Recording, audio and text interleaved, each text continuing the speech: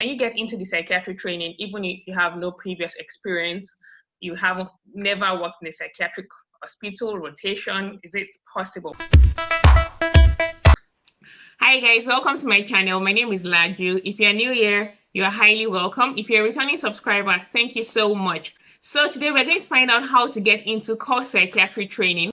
And once again, I have with me a special guest. But before I introduce her, don't forget to hit the like button and subscribe to my channel. Thank you. Today I have with me here Dr. Fiyin Akinsiku. She's a core psychiatry trainee in the UK. And today she'll be telling us all we need to know about well, not all, but most of what we need to know about how to get into the psychiatry training in the UK. Thank you so much for coming, Dr. Fiyin. Thank you for having me, Laju. Thank you very much. You're welcome. So can you give us a brief intro about yourself? Yeah, thank you very much for having me once again. My name is Fiyin, like you know. So I studied medicine in Nigeria. I attended medical school in Nigeria, and I attended the University of Benin before I spent a little bit of time working in Nigeria before I moved to the UK. Like you said earlier on, I'm a core psychiatry trainee in the UK. Yeah. All right. So before I get into the interview proper, before I start asking the questions, I would just like to ask you this. I know this may sound a bit cliche, but I would just like to know, why psychiatry? Oh, well, each time I'm asked that question, I always say this. The first thing I say is, it just makes sense. You know, when you're where you're supposed to be, it just makes sense. Yeah. Everything becomes easy. Not necessarily because it is easy, but because you have an interest, you love what you do, your interest is there. So even when you have challenges, you don't see them as anything once you love what you do. So sure. I love what I do. Psychiatry makes sense to me. I think that it started from medical school. I think in medical school, our consultants were so nice. They were wonderful. I think that was where the love started from. So I just felt, wow, this is really good. Okay, let's see how this goes. But unfortunately for me, I could not do those.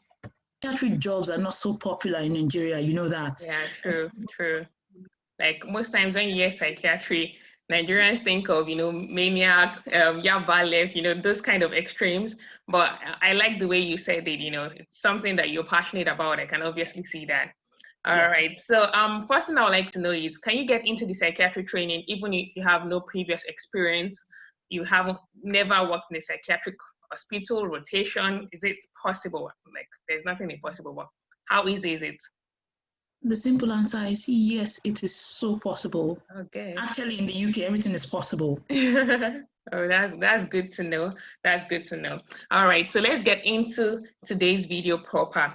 All right, I'm aware the training takes 6 years. All right, so can you give us a summary of what happens in those 6 years? Yeah, it takes 6 years, like you said.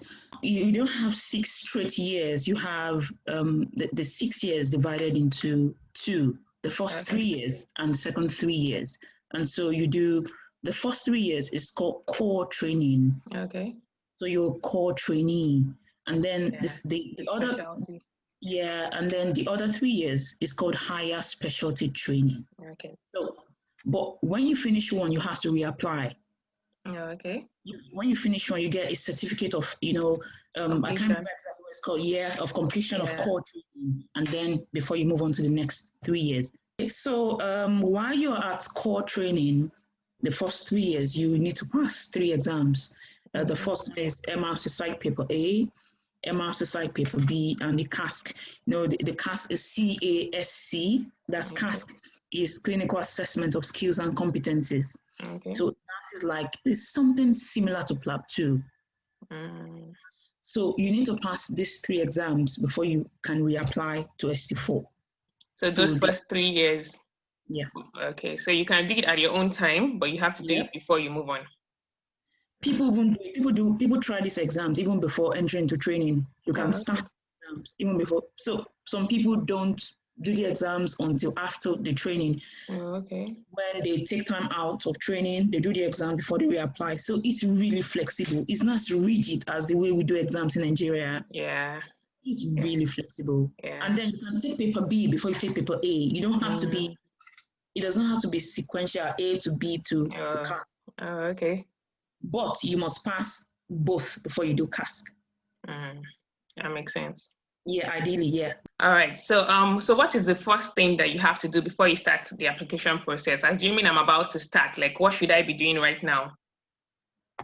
Okay, so I'd like to say that applying for training generally now, if I can speak generally in the UK, it's a deliberate process. Yeah.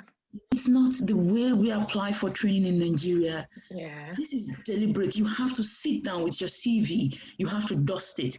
You have to, and there are some things that they request for in the UK to get into training in the UK that they don't request for in Nigeria. You know, like the audits. Okay. I heard about audit. Like it's a quality improvement process. Yeah. We do it in Nigeria, and it's a requirement to get into training in the UK. So you need to sit down, get your CV, do your ALS. Advanced life skills, you need to do that. You need to do your CREST form. You need to do, there are things you need to sit down and get and work hard towards getting all the requirements. And the requirements are not, they're not so difficult to get. It's something you can easily do. So I understand that there are 3 stages to get into the psychiatric training. So can you tell us briefly about stage 1? What's stage 1 like? Right. So for stage 1 is just the application process. Okay. You get to apply. Everybody gets to apply at this point. And like I tell people, when people ask me, particularly people in Nigeria, I tell them, you know what? There's a particular form you have to sign. Everybody has to sign. It's called the CREST form. It used to be called the F2 competencies or the alternative to F2 competency form. But right now it's called the CREST form. It means certificate of readiness to enter specialty training form. So it means you've achieved your F2 competencies. Okay. So, and you have to be at least 2 years post graduation from medical school. Okay. So you need to, this CREST form should be signed ideally by consultants you've worked with in the last 3 years. That's the rule. So I tell people, please sign this form. You must be a consultant that you've worked with for the last 3 years in any part of the world. So you don't need to sign it in the UK. Okay. Just sign it with a consultant in Nigeria. Yeah, it's easier that way and faster that way. So you need to get the form. And by the way, the application is online. Every single thing is online. All the forms you need to sign, you need to upload it, upload everything online. So it's just the application process, really. For stage 1. Okay. So after stage 1 is after that stage, is there like an exam you need to take after you do that? Yeah, that's moving on to stage 2. Okay. Now, when stage 1, there's always a deadline for stage 1. Before you start stage 1, you need to open an account on Oriel. I almost forgot that. It's Oriel. Oriel is the website that Health Education England uses for the recruitment. So you need to open that account, because without the Oriel account you can't do anything. So the next thing is the exam. You get the email from Health Education England about you being shortlisted for this stage 2, and they call the stage 2 MSRA. I know in the past Nigerians call this in MRSA. That's like medicine resistance. But it's MSRA. It's multi-stage recruitment assessment, something like that. So it's an exam, and it's called that because it's not only an exam for psychiatry. People getting into training, into ONG, into community medicine, into so many people, so many specialties. They use that same exams. Yeah. So it's for everybody. Everybody comes that day. Different specialties. They just come for the exams. Oh, okay. So even like the GP and everybody, it's that same exam. Okay. Yes. So you know what specialty you're there for. Okay. Yeah. That is a computer-based exam. Oh, okay. Yeah. Okay. And I know we are not getting this is not a sponsored video, but what materials would you recommend for people? Like any material you think? Well, I can speak for myself at this point because I use they didn't pay for this advert, but we'll just mention them. I use past medicine. Okay. All right. Thank you for that. Yeah. And the next thing I would like to know is, so the next stage, so what happens after this exam and the recruitment process? Okay, so after this exam, of course, a shortlist comes out. Okay. And then you're invited. Now it's based on your scores. Here you see scores. You see the weighted average. You see scores on your page on Oriel, and then they let you know if you've been shortlisted or not. So yeah, for the interview for the stage 3, and for the stage 3, the interview is normally done in Manchester. Okay. That's the venue the Core Psychiatry uses every year. It's always Manchester. Since I came to the UK, it's always been Manchester. So, and the really funny thing about this interview is, do you want to guess this funny thing? I bet I can't guess. They release the questions before the interview. Oh, really? That's interesting. Yeah, they release the questions. That's an expo. Like, so you're just going in. It almost feels like a trap. And you know what? Guess what? They're not looking for your stuff. You know, in Nigeria, we're very, very particular about stuff. Move the stuff. No. There are stations. They're looking for your attitude, your empathy, your behavior, your soft skills. They know you know this stuff. They're looking for things. You know, your mannerism, the way you approach the patient, the way you talk to the patient, you know, and those are the things we don't have in Nigeria. True. And this is psychiatry we're talking about. Like, they want to see your emotions, you're talking about mental health, how you relate to patients and all. So yeah, that does make sense. Those are the things we don't have them in Nigeria. You need to see, when you come to the UK, I keep saying this, you need to drop all some of the things you've learned. You need to and relearn new skills, particularly soft skills. Nigerians, we don't have it. True. That's what they are basically looking for. And then, apart from the portfolio station, or apart from there's this, it's just like PLAB 2. Yeah. But here you already know the questions. And guess what? The questions are the same every year. Are you for real? Like, it's way easier than like I would have imagined. That's interesting. So you need to rehearse. You need to rehearse and rehearse and rehearse, and just tell people to give you feedback. Just keep doing it. It's just like PLAB 2. Just keep practicing. That's it. So I think the most important part from what you said now is getting into like the application process, because every other thing is pretty straightforward if you can work on yourself. Yeah, you're right. Then that's the part A. The part B of the stage 3 is the person specification. It's called the portfolio. You sit down before a panel, and this panel, it could be 3 people. Might have 3 people, 3 consultants there, and you have to convince these people why you're interested in this specialty, why you want to do it, and you have to convince them by showing you have proof. They need physical evidence. Yeah. So you have to bring a physical portfolio to this interview, and it has to have physical evidence. For example, they want to see that you've had an experience with presentation. And it's not just something like, what proof do you have to show that you've done a presentation? Something like a feedback form. Yeah, feedback form.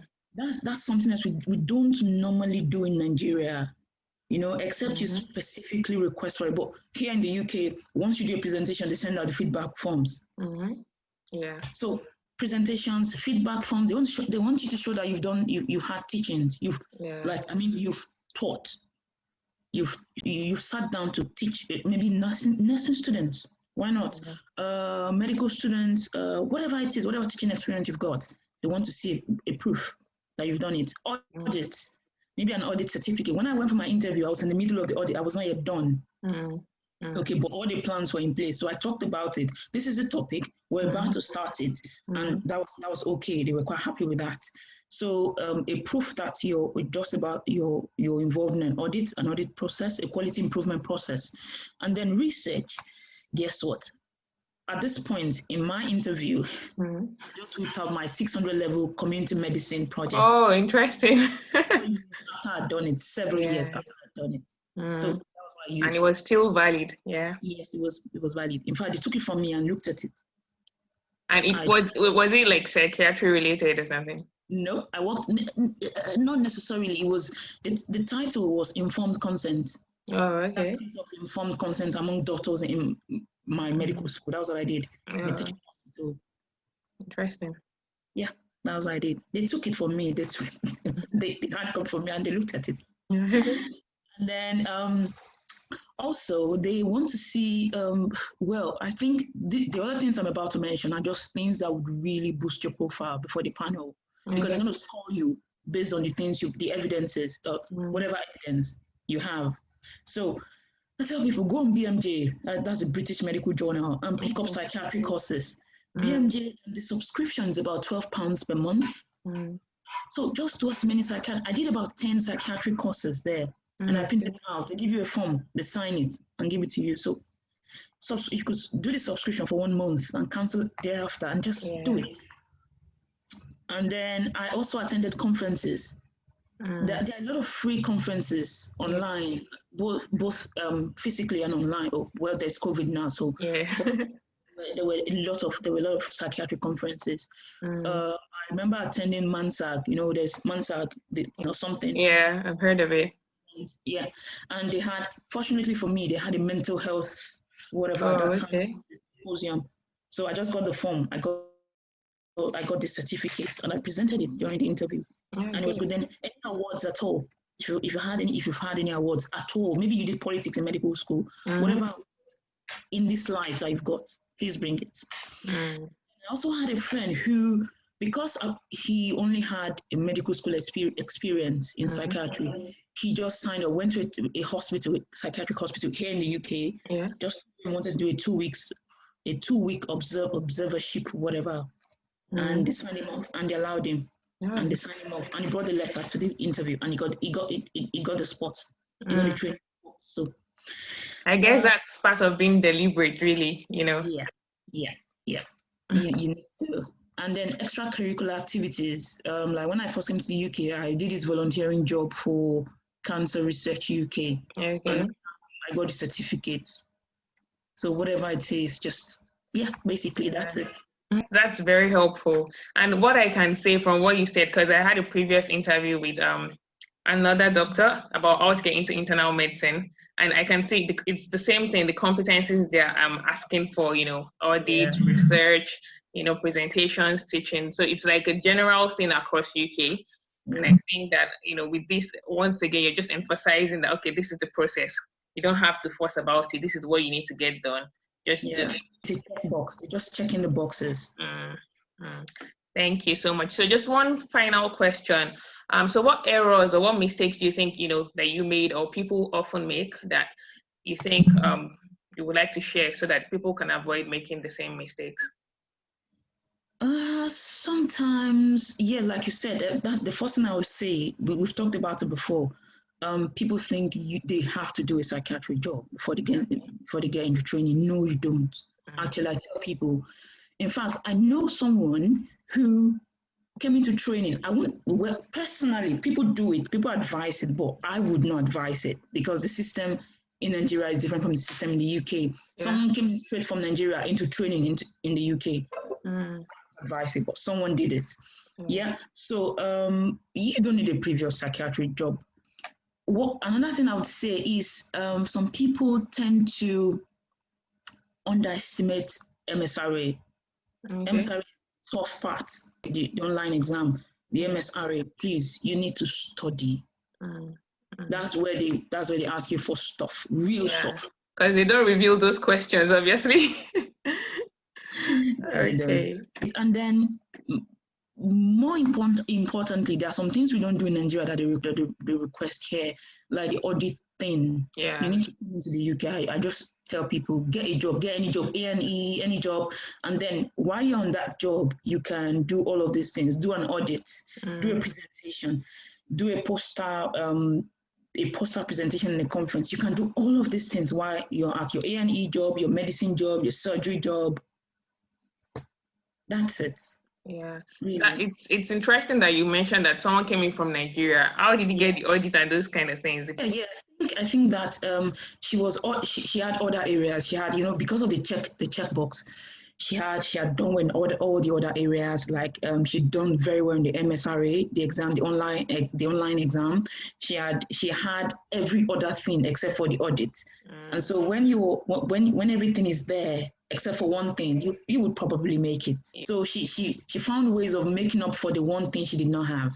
So I guess that gives people some form of hope also. So she was an exception, but it just shows that anything is possible. Sure. I think that's all. That's all on my part. Thank you so much for coming today. I really appreciate having you here. Thank you.